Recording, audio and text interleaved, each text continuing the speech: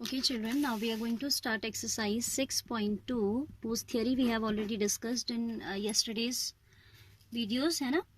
Now here we have to talk about the exercise. First question says fx is a function given as 3x plus 17. We have to show that this function given by fx equals to 3x plus 17 is strictly increasing on r. ये आपको show करना है कि function जो है सारे real numbers पे क्या है, स्ट्रिक्टली इंक्रीज कर रहा है. ठीक है, so we'll do these questions by derivative. You know that f dash x, if we find out, it will be 3x, 3 into dy dx of x, that is 3, plus 0, that is 3, which is a positive quantity. Constant है, x पे तो depend ही नहीं कर रहा है, तो सारे ही real numbers के लिए derivative is going to be positive. For all real numbers the derivative of F x is going to be a positive quantity, and as F dash x is going to be greater than 0 for all real numbers. This implies we can write also for all x belonging to R, so or we can say for all real numbers. ठीक है, this implies fx is, जब यहाँ पे केवल equality नहीं होती है, जब केवल इनइक्वालिटी होती है तो स्ट्रिक्टली वर्ड आता है ना, बिकॉज इक्वालिटी का कोई स्कोप नहीं है. So as F dash x is greater than 0, ये इक्वल टू 0 तो हो ही नहीं सकता, so it will be strictly increasing. F x is strictly increasing on R. ठीक है, if it would be like f dash x greater than equal to 0, then it will be only an increasing function, but equality जब missing है, then we say that it is strictly increasing. Question 2 is also very simple. We can take along with this only. fx is e to the power 2x. fx is given as e raised to the power 2x. Again we'll find out the derivative.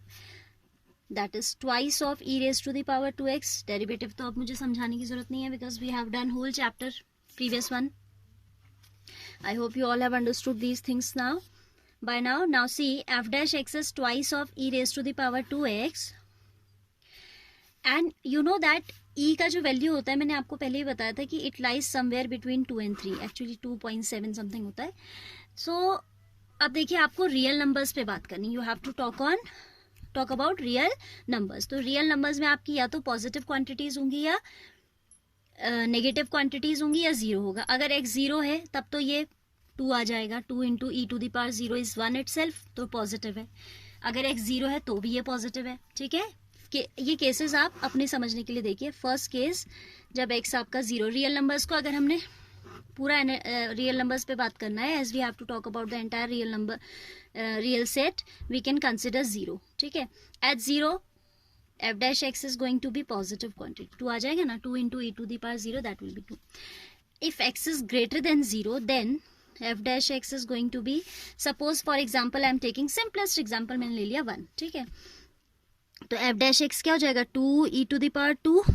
e is a positive quantity, so its square will also be a positive quantity. You don't have to evaluate, you just have to tell that it is greater than 0. ठीक है, obviously e square positive होगा. If x is less than 0, then f dash x क्या हो जाएगा. Suppose हमने -1 ले लिया, से x is -1, सिंप्लिसिटी के लिए easiest example हम कंसिडर कर रहे हैं. So it is twice of e to the power -2. That again, if you send to the denominator, e square is positive. Positive divided by positive is positive always. Ratio of two positive quantities is always positive. Though it will be a very small quantity, but होगी तो positive, इतना तो आप surely कह सकते हैं, है ना. We are sure that it is going to be a positive quantity. So in all the cases, whether we take x greater than 0 or we take x less than 0 or we take x equals to 0, this is throughout a positive quantity. ठीक है, so आप लिखेंगे for all x belonging to R, f dash x is a positive quantity. That is, f dash x is greater than 0. This implies fx is an increasing function on R. fx क्या है, पूरे real numbers के set के लिए एक increasing function है. See the third also along with this only, then fourth onwards will see later. Third कहता है, show that the function given by F X equals to sine X is strictly increasing on this, strictly decreasing on this, neither increasing not decreasing in this. ठीक है, तो intervals हमको जो दिए हैं वो हम फिर देखेंगे. फंक्शन क्या है, function is f x is equal to sine x, f x is equal to sine x, so we can say f dash x is equal to cos x. Now we need to check the nature of f dash x, whether it is greater than 0 or it is less than 0 on the given, for the given intervals. First interval we are given is 0 comma pi by 2. ठीक है, यानी कि we are talking about first quadrant. 0 to pi by 2 open interval है, तो आप 0 से बड़ा और pi by 2 से छोटा कोई भी वैल्यू लेते हैं, आपका cos x, this is all plus, no?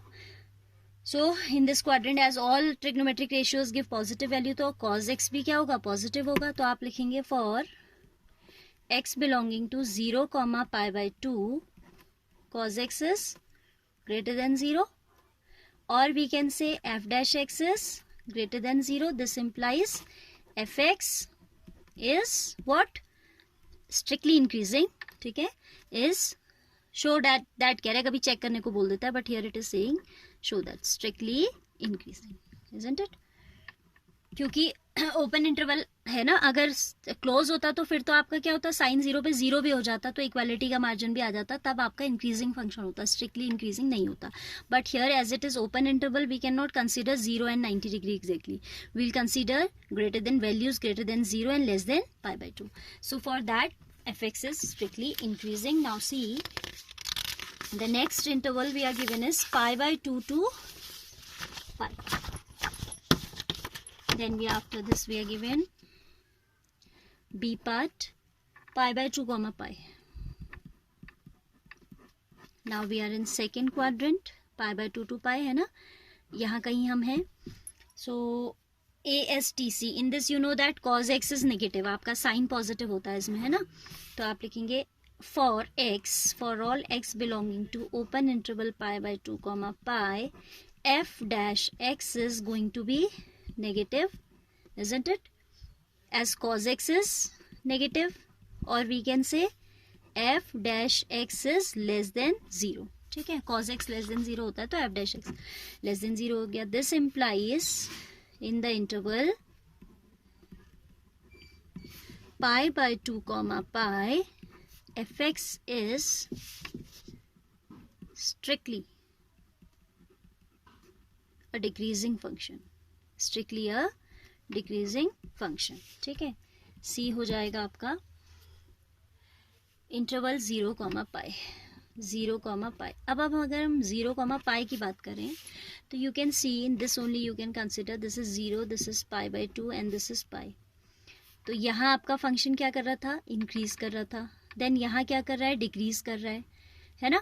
So for throughout this interval, for this whole interval I should say, function is neither increasing nor decreasing, because for a part of this interval function will be increasing and for the remaining part it will be decreasing, है ना. तो आप लिखेंगे from parts A and B, from A and B we can, ये सारा दोबारा थोड़ी ना दिखाएंगे, we can say that fx is कहीं इंक्रीज कर रहा है कहीं नहीं डिक्रीज कर रहा है, तो वी से overall neither increasing nor decreasing. fx is neither increasing nor a decreasing function on the interval 0 comma pi. ठीक है, इसका आपने cos का ग्राफ भी अगर आप रिकॉल करो, ठीक है, ग्राफ सपोज ये आपका 0 है, देन ये यहाँ कहीं पाई बाय 2 है एंड देन पाई है. ठीक है, तो आपका 0 to pi by 2 given function, तो आपका F x is sine X ना, given function is sine X, तो ग्राफ हम साइन एक्स का स्टडी करेंगे. डेरिवेटिव टेस्ट के लिए तो हमने डेरिवेटिव को देखा ना. आप देखिए here we will study the graph of sine x. ठीक है, तो आपका जो है 0 टू पाई बाय 2 आपको पता है कि फंक्शन इंक्रीज करता है, उसके बाद आपको पता है कि ये डिक्रीज करता है, तो ओवरऑल आप इसे क्या कहेंगे, neither increasing nor decreasing. This is not required to be shown actually, I am just telling you. ठीक है, और एक चीज़ मैं कल बताना भूल गई थी, मतलब वैसे तो एक्सरसाइज में भी कवर हो जाएगी बट अभी ध्यान आ रहा है तो I need to take that.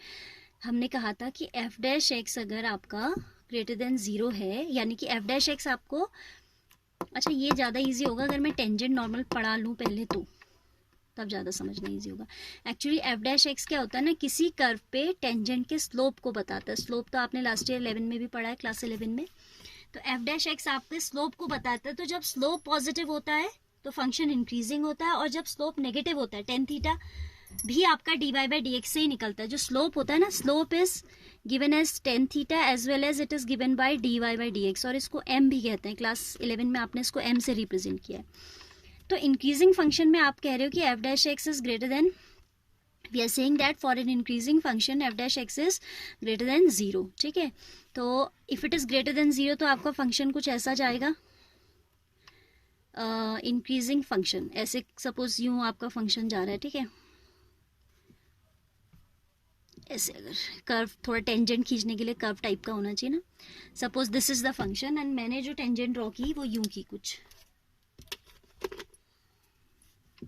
ऐसे, ठीक है, अनटाइडी हो रहा है, I am drawing it again. Suppose this is the function and tangent आपकी यूं आई, टच करती हुई आनी चाहिए। हाँ, it will touch the curve at exactly at 1 point, ठीक है। तो आप देख रहे हो कि इस केस में आपका जो टेंजेंट है यहाँ पे एक एक्यूट एंगल बना रही है कि नहीं, और एक्यूट एंगल के लिए टेन थीटा क्या होता है, पॉजिटिव होता है, ठीक है। तो आप ये भी दिमाग में रख सकते हो कि for an increasing function the slope will always be positive. Tan theta आपका एक्यूट एंगल्स के लिए पॉजिटिव वैल्यू देता है ना, वेरेज आपके जो डिक्रीजिंग फंक्शन होंगे उसमें ये एंगल ऑब्ट्यूज एंगल बनता है। सपोज आपका डिक्रीजिंग फंक्शन है, इंक्रीजिंग हमने यू बनाया, डिक्रीजिंग फंक्शन अगर सपोज हम ऐसे बना रहे हैं, ये हो गया डिक्रीज करता हुआ फंक्शन। तो इसकी जब हम टेंजेंट ड्रॉ कर रहे हैं, when we are drawing a tangent for this, this is the curve basically and this is the tangent. तो you can see this is theta obtuse angle and tan theta is negative for obtuse angle. Second quadrant में आपका tan theta negative तो होता है, तो आपका slope, हमने यही तो कहा था कि एफ डैश एक्स अगर लेस देन 0 हो तो वो फंक्शन कैसा होता है, डिक्रीजिंग होता है ना। तो स्लोप वाले कंसेप्ट से भी कोरिलेट कीजिए, because in MCQs it can ask for anything. वैसे तो एक्सरसाइज में आपका ये concept is more than enough कि F dash x is greater than 0 function would be increasing, if it is less than 0 function will be decreasing. But कहीं slope की बात कर देगा तो you should be able to answer, alright. So for an increasing function, this theta is an acute angle, so its tangent, so the slope of the tangent, जिसको आप इसका gradient भी बोलते हो, ये टर्म्स सारी आगे आएंगी, वो पॉजिटिव होता है, ठीक है। For which function? For an increasing function, and for a decreasing function, this theta is going to be obtuse angle, तो इसका जो slope होता है that is going to be negative. Actually dy by dx जो होता है ना, this gives the slope of tangent to a curve, tangent to a curve. ये आप आगे नेक्स्ट टॉपिक पढ़ेंगे, बट स्टिल यहाँ पे पता नहीं रिकॉल हुआ तो कि बताना चाहिए, that is why I am telling, ठीक है। क्वेश्चंस आपको इसी से करने हैं, F dash x greater than 0 increasing, F dash x less than 0 decreasing, ठीक है।